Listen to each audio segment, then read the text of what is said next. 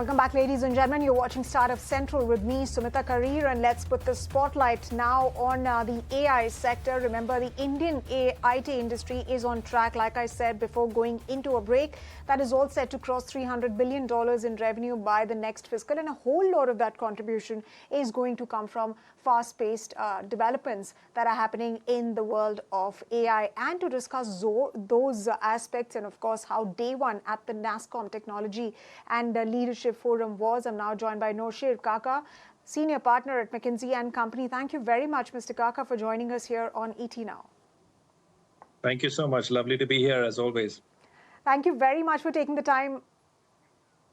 Right, and Mr. Kaka, I believe that you were in a roundtable conference, so thank you very much once again for taking the time out and speaking with us. I want to first understand from you, since you're attending the Nasscom Tech and Leadership Forum, what are some of the biggest takeaways for you this time around, especially when AI has taken gigantic leads and, of course, it's leaping and how, and, of course, the kind of changes that it is likely to make. So what are some of the key highlights and key takeaways for you?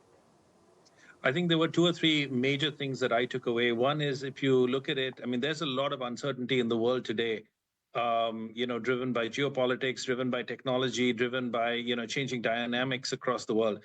The one thing that is actually very, very reassuringly resilient is our tech services industry, right? You saw the numbers itself crossing, 300 billion. I think the second thing we saw is underneath that, what seems to be, stable growth and opportunity creation, you're seeing dramatic shifts. So some of the things that you outlined in your own opening, which is AI, we fundamentally believe is actually going to be a very, very disruptive force, both for the positive as well as the negative, right? We think about a third of all technological opportunities going forward is actually going to stem from the adoption and usage of AI. So that's clearly going to become one of the biggest opportunities going forward. The last thing I would say is that the business model, both when we talk to CIOs, CTOs, CXOs of our clients, as well as when we talk to the leaders of the sectors in India, we're seeing three real emerging trends. One is that the companies that internally invest in data, because data tends to be the fuel of AI, are actually outperforming it, both on the service provider side, but also on the enterprise side. And the outperformance is about 50 to 60% in terms of value creation versus comparable peers. The second thing we're seeing is the actual investment in AI to drive, dramatic productivity gains. While still in pilot stage, we're starting to see the roll-up of those and the adoption of those. Finally, I would just close it by saying it is another year of resilience. It's wonderful to see the industry continuing to grow as it does. There are headwinds. There are absolutely headwinds on the future, but beyond that, we are still resilient. All right, Mr. Kaka, so you're stating the underlying theme of the summit has been that there is a lot of disruption that's happening globally. And of course, adding another aspect is, of course, the AI and, tech developments that are happening. But how does McKinsey really assess the economic impact of AI on India's GDP, and which sectors are expected to benefit the most? Because you said that there's disruption, but there is an opportunity as well.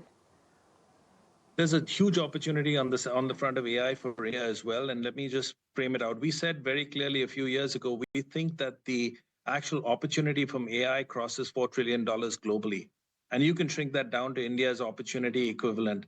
It comes in 3 or 4 areas. The first is actually AI for industry. Here we are seeing dramatic shifts. For example, if you take the pharmaceutical industry, right, on how you actually can go to rediscover drugs, or in fact, even if you're in the manufacturing side of genetics, you can actually operate in very different environments. That's one. The second is AI for citizens. We're seeing the benefits of actually having some of the largest databases in the world in India. If you look at Aadhaar, you look at all the databases that the government has created, these are some of the largest data sets in the world. The fuel for AI, as I said earlier, is data. And we have a huge opportunity to actually tap into that data for citizens in the country. And finally, it's government. You're seeing across the world, governments are actually restructuring themselves, thinking about ways to deliver citizens services in a new way. AI is going to be fundamental for that. I'll keep underlying all of this is India's fundamental talent base, right? At the end of the day, AI operates because we have the skill sets and the ability to manage that data and AI. This is not without risk and bias and cybersecurity and all the challenges that we are seeing. So we don't want to come across as too optimistic only. But the fact of the matter is that AI is one of the biggest opportunities facing our nation. And it would be great, as the government has done, to actually set a lead in actually capturing this opportunity.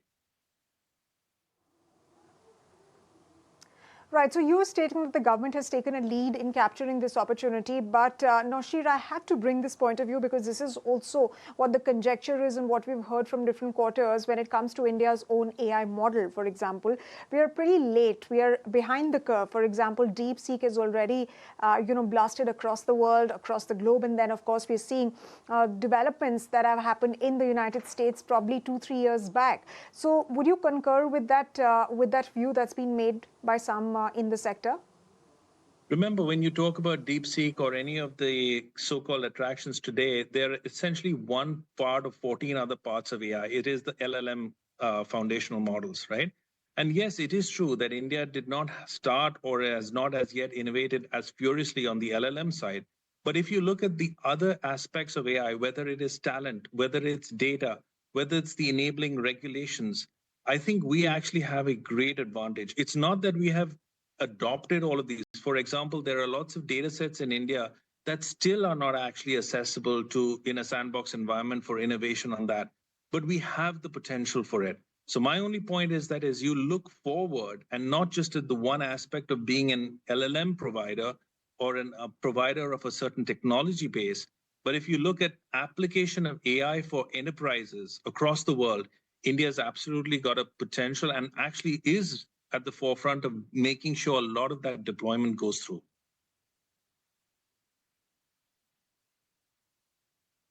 All right. Thank you very much, Mr. Kaka, for joining us and sharing your perspectives on the growth of AI or on the sectors that will likely get the most benefit even as this technology develops over the next couple of years, and of course the government's contribution to developing this space. Thank you very much once again for taking the time out and speaking with ET Now.